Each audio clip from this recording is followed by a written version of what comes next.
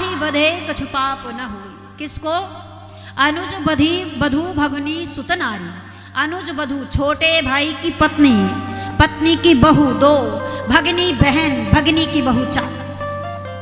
इन चारों पर यदि कोई कुदृष्टि डालता है तो अधर्म करता है, और अधर्म के कारण ही मैं तुम्हें मारा हूं, क्योंकि तुमने सुग्रीव की पत्नी को अपने पास रखा है। और एक बात बड़ी बढ़िया घटना यहां घटित हुई। बाली को जिसने मारा, बाली अपने बेटे का हाथ उसी के हाथ में दे रहा है। विचार करिए, राम ने ही बाली को मारा, अपने हत्यारे के हाथों में अपने पुत्र का हाथ दे रहा है बाली। यह ज्ञान है बाली का, क्योंकि वो जानता है कि मैं अगर मारा गया हूं तो अपने कर्मों के कारण मारा गया, लेकिन ऐसा कर्म मेरे बेटे का ना हो। इसलिए अगर राम के संरक्षण में रहेगा अंगद, तो वो नीतिवान बनेगा, धर्मवान बनेगा। जिस अधर्म को मैंने किया ये कदापि नहीं, अगर मर्यादा पुरुषोत्तम राम के साथ रहेगा तो मेरा बालक मर्यादित बनेगा, उससे अपराध नहीं होगा। इसलिए वो अपने पुत्र का हाथ भगवान के हाथ में दिया, और देने के बाद कहता, प्रभु जही जौन जन्मे हो कर्म बस, किसी भी योनि में मेरा जन्म हो कर्मानुसार, बस निवेदन इतना है कि आपके चरणों में अनुराग बना रहे, प्रेम बना रहे, बस इतना ही चाहिए। इतना मांगने के बाद बाली का प्राणांत हुआ। बाली खत्म हुआ, मरा। तारा आई, रोने लगी। भगवान ने तारा को इस पंच तत्वों से बने शरीर के बारे में अवगत कराते हैं। चितजल पावक गगन समीरा, पंच रचित अति अधम शरीरा। ये 5 चीजों से बना है। क्षिति जल पावक गगन समीरा, इन 5 चीजों से इसका निर्माण हुआ है, और ये इन्हीं 5 में विलय होने वाला है। इसी में मिल जाएगा। ये माटी का देह है महाराज, और माटी में ही मिलेगा। कितना भी इसे नहला लो, धुला लो, सजा लो, संवार लो, कुछ भी कर लो इसके साथ, कितना भी सुंदर श्रृंगार कर लो, बढ़िया से बढ़िया इत्र लगा लो, बढ़िया से बढ़िया साबुन लगा लो, सुंदर सा वस्त्र पहन लो, लेकिन ये है मिट्टी का, और एक ना एक दिन इसे इस माटी में मिल जाना पड़ेगा। इसे कोई रोक नहीं पाएगा महाराज। ये उसी से बना है और उसी से निर्मित है, और एक दिन इसी में इसको मिल जाना है। इसलिए इस पर गुमान नहीं करना चाहिए, इस पर अहंकार नहीं करना चाहिए। किसी भी प्रकार से जो भी भगवान ने दिया है सब भगवान का दिया हुआ है। तारा को जब ये पंच तत्वों का ज्ञान कराए भगवान, तब तारा बिलाप बंद की।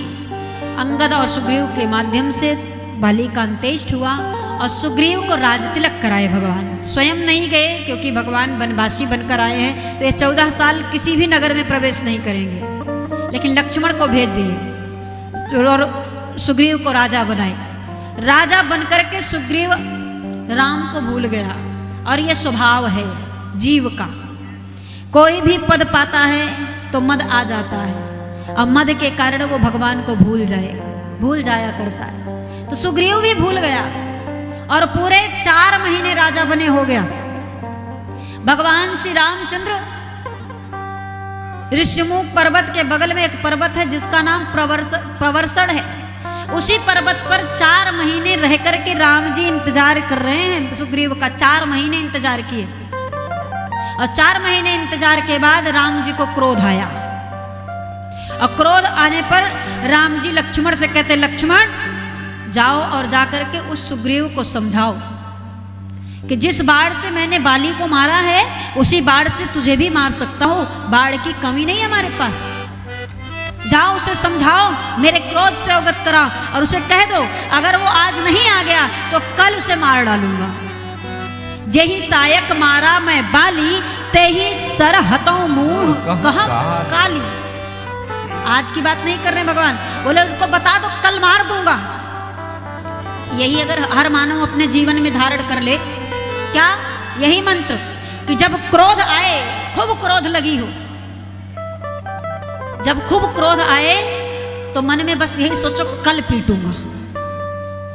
उस क्रोध में बस एक ही बात, जो भी करूंगा कल करूंगा, उसे कदापि नहीं छोड़ूंगा, डांटूंगा, मारूंगा, लेकिन आज नहीं कल। कल आया है जीवन में? किसके जीवन में कल आया है? कोई यहाँ? न कल आने वाला है, न कल तक क्रोध टिकने वाला है। क्रोध की जो आयु है वो क्षणिक होती है, 5 मिनट 10 मिनट ज्यादा से ज्यादा वो क्षणिक होती है। उसी 10 मिनट में अपने आप को रोकना है, नहीं तो पता नहीं क्या क्या अपराध हो जाएगा महाराज। बस उसी 10 मिनट में अपने आप पर अपने आप को काबू में कर लो। बस जब क्रोध किसी के ऊपर लगे कह दो कल बताऊंगा तुमको, आज छोड़ना हूं लेकिन कल तुमको बताऊंगा जरूर। और कल ऐसा क्रोध गायब हो जाता है महाराज कि क्या बताना, कुछ नहीं, आधे घंटे बाद सब फिर वैसे जैसे तैसे हो जाएगा। लेकिन उसी क्रोध में अगर तुरंत निर्णय ले लिए आप तो सब बिखर जाएगा, सब बेकार हो जाएगा। न जाने कितने संबंध टूट जाया करते हैं। क्रोध का निर्णय कभी अच्छा नहीं होता, क्रोध का परिणाम कभी भी अच्छा नहीं होता है। कोई भी व्यक्ति किसी भी कारण से क्रोध करेगा तो सिर्फ अपनी हानि, पहली हानि, ओशो कहता है पहली हानि कि क्रोध करने पर आपका ब्लड प्रेशर का जो संतुलन है वो बिगड़ेगा।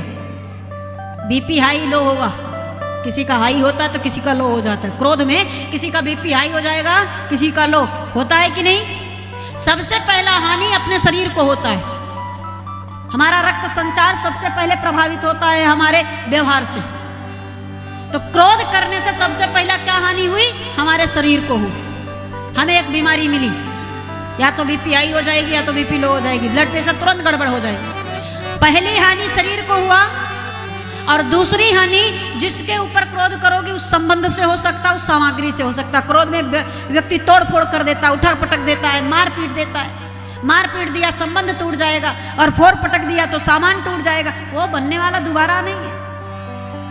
इसलिए रहीमन धागा प्रेम का मत तोड़ो चटकाए, तोड़े से फिर ना जुड़ी जुड़ी गांठ पड़ जाए।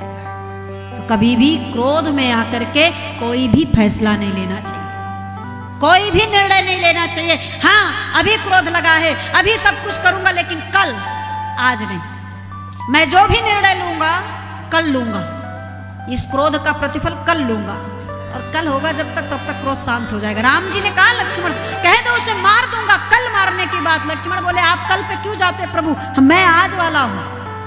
काल करे सो आज कर, आज करे सो अब। हे राघव पल में परले होएगी बहुरी करोगे कब। राम कल पे डालते हैं और लक्ष्मण कहते हैं आज ही करके दिखाऊंगा।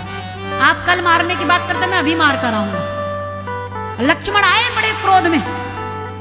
हनुमान जी तब तक सब कुछ ठीक कर दिए थे, यार सुग्रीव को जगा दिए कि गलत कर रहे हो। लेकिन लक्ष्मण क्रोध में आए, सुग्रीव की हिम्मत नहीं हुई लक्ष्मण के सामने जाने। कैसे जाऊं लक्ष्मण के सामने, वो क्रोध में है, और क्रोध में लक्ष्मण को देखकर किसी की स्थिति उनके सामने जाने की केवट के अलावा कोई नहीं जाना चाहता है। सुग्रीव बोले मैं नहीं जाऊंगा लक्ष्मण के सामने। फिर बोले हनुमान तुम जाओ पहले। लक्ष्मण को अब मैं चलूंगा, मुझे सब बोध हो गया है, मैं अपनी गलती का, अपने अपराध का क्षमा भी मांग लूंगा राम से, लेकिन अभी लक्ष्मण जो क्रोध में आए हैं उनको शांत करो। सबसे पहला काम हनुमान जाकर लक्ष्मण को शांत करो। हनुमान जी आए लक्ष्मण के पास, डर रहे हैं वो भी, क्योंकि लक्ष्मण का क्रोध भयंकर है।